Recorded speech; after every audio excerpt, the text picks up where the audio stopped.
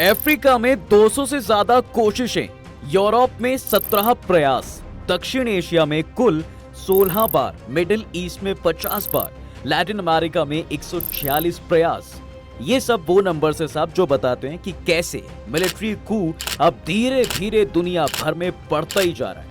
हर continent में आज ये किसी बीमारी की तरह फैलता जा रहा है, जिस वजह से लोगों और सरकारों में डर बैठ गया है कि कहीं उनकी ही मिलिट्री कल को उनको गद्दी से उठा के फेंक ना दे। खुद भारत के आसपास पाकिस्तान, बांग्लादेश, म्यांमार और अफगानिस्तान में ऐसी घटनाएं कई बार देखने को मिली हैं, जहां आज भी मिलिट्री के पास ही ज्यादा पावर है, जिस वजह से कई देश आज गरीबी की हालत में पहुंच चुके हैं। लेकिन यहाँ पर सवाल ये आता है कि कैसे कोई भी आकर कल किसी प्रेसिडेंट या फिर प्राइम मिनिस्टर को हटाकर वहां पर अपना राज जमा लेता है। कैसे सैन्य तख्ता पलट प्लान किया जाता है और क्यों वहां की ज्यूडिशरी उसका कुछ नहीं बिगाड़ पाती।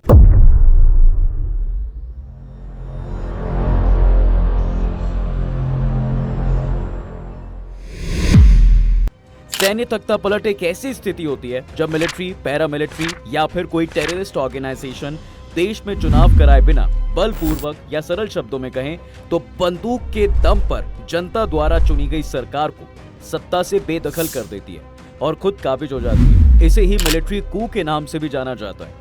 कई बार पब्लिक प्रोटेस्ट या सिविल वॉर के हालात भी तख्ता पलट के मेन रीजन बनते हैं। एक रिपोर्ट के मुताबिक दक्षिण अमेरिकी देश बोलिविया दुनिया में सबसे अधिक तख्ता पलट देखने वाला देश है। यहाँ साल 1950 से लेकर 2019 तक तकरीबन 23 बार तख्ता पलट या उसकी कोशिशें हुई हैं। दुनिया के अलग अलग देशों में 1950 से 1989 यानी 39 सालों में 350 तख्ता पलट हुए, जबकि 1990 से 2019 यानी ये 19 सालों में 113 तख्ता पलट दर्ज भी किए गए।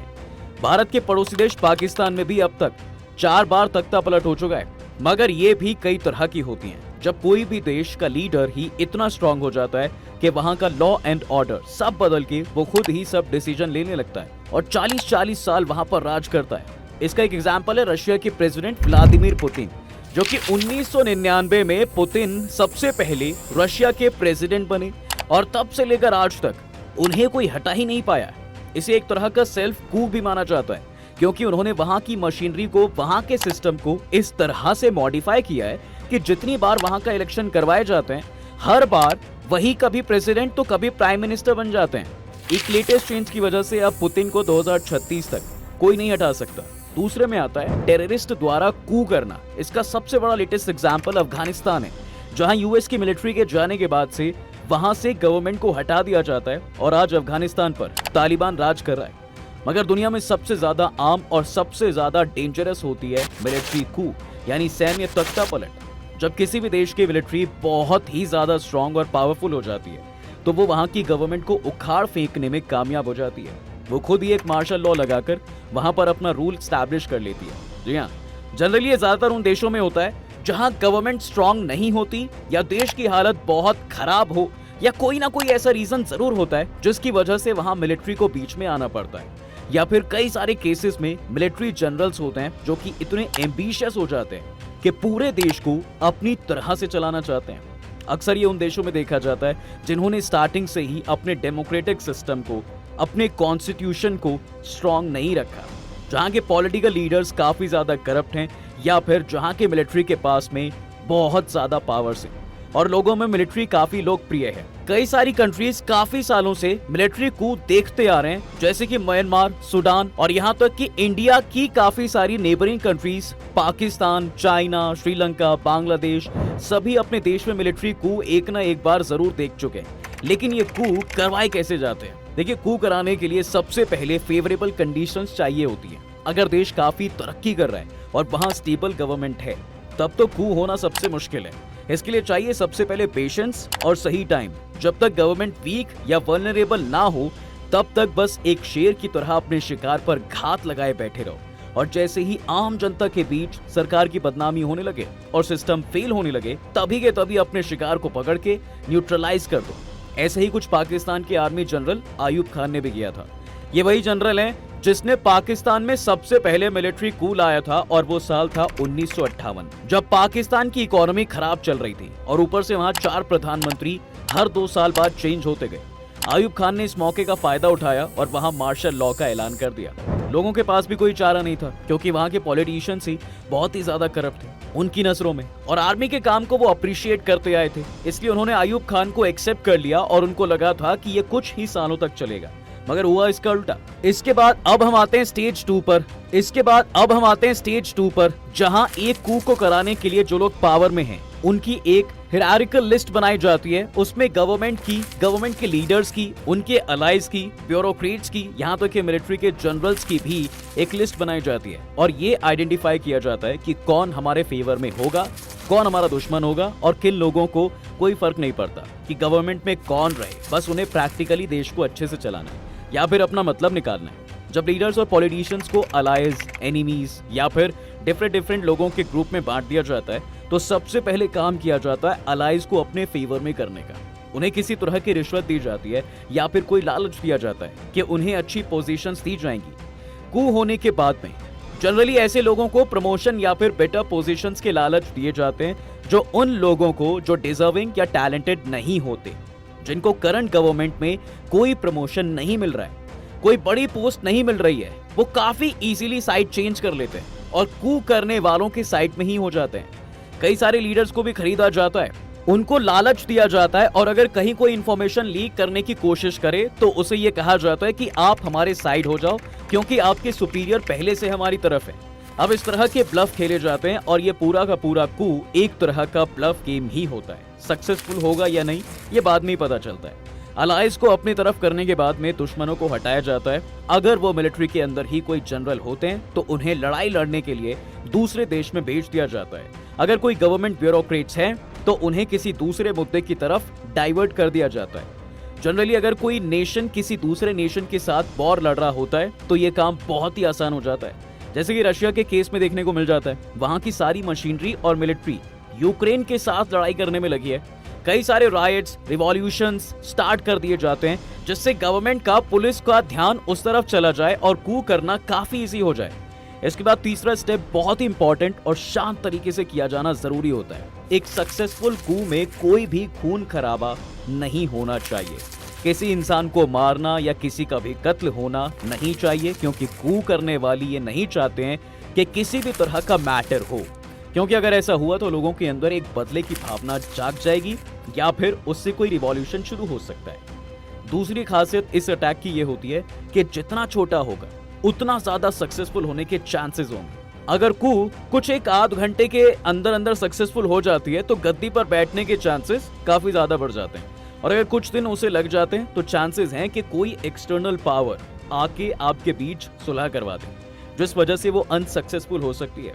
इसलिए ट्राई किया जाता है साहब कि सबसे पहले पब्लिक को इन्फॉर्मेशन से कट ऑफ किया जाए, सैटेलाइट को डिस्टर्ब किया जाए, टीवी को बंद किया जाए, एयरपोर्ट, बसेस, ट्रेन्स को रोका जाए, इंटरनेट फैसिलिटीज को डिस्टर्ब किया जाए। इसके बाद ही गवर्नमेंट हेडक्वार्टर और पॉलिटिशियंस प्लेस को घेर लिया जाता है। कुछ ऐसा ही 1969 में मोहम्मद गद्दाफी ने लीबिया में किया था। लीबिया को वहां के राजा इदरीस रूल कर रहे थे, लेकिन उनके राज में करप्शन, लोगों पे वायलेंस और इकोनॉमी बद से बदतर हो चुकी थी। लोग खुद चाहते थे कि कोई सीनियर मिलिट्री का बंदा इस शासन को जल्द से जल्द खत्म कर दे, और ये दिन आया भी। लेकिन इसके साथ ही सितंबर 1, 1969 को आर्मी टेक ओवर करती है। जब वहां के राजा कंट्री से बाहर गया हुआ था तब गद्दाफी अपना पंजा आगे बढ़ाता है और एज अ लेफ्टिनेंट वो वहां के मीडिया, राजा के महल, एयरपोर्ट्स सबको घेर लेते हैं। और ऐसे ही दूसरी आर्मी के सोल्जर्स भी करने लगे क्योंकि उनको लगा कि भाई ये किसी सीनियर ऑफिसर ने किया है। लेकिन बाद में सबसे शॉक लगता है क्योंकि गद्दाफी एक जूनियर ऑफिसर थे जिनके साथ खाली 70 सोल्जर्स थे। गद्दाफी ने ये कू सिर्फ 2 घंटे और 0 डेथ्स में किया। तभी उसने सारे सीनियर ऑफिसर्स और हाई कमांड ऑफिशियल्स को जेल में डाल दिया और 42 साल तक लीबिया में गद्दाफी का शासन रहा है। इसके बाद शुरू होता है उनका अगला स्टेप, ग्लोबली अपनी बैक स्ट्रॉन्ग रखना। देखिए ये प्रोसेस काफी टफ बन जाता है क्योंकि तुमने अभी अभी एक डेमोक्रेटिक नेशन को ऑटोक्रेटिक नेशन बना दिया है और ग्लोबल कम्युनिटी इसका बहिष्कार भी करेगी। मगर आपको ग्लोबली कोई ऐसा पार्टनर चुनना पड़ता है जो वर्ल्ड में एक सुपर पावर हो, जैसे कि परवेज मुशर्रफ ने 1999 में किया था।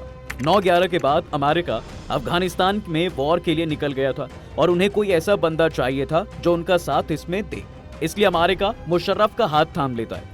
ऐसा ही अभी भी देखने को मिला जहां म्यांमार जुंटा ने चाइना को अपना पार्टनर बना लिया और माली में भी यही देखने को मिला और रशिया को अपना पार्टनर बना लिया। और अगर आपके ऊपर किसी सुपर पावर का हाथ नहीं होगा ना, तो आपका टिक पाना बहुत मुश्किल है।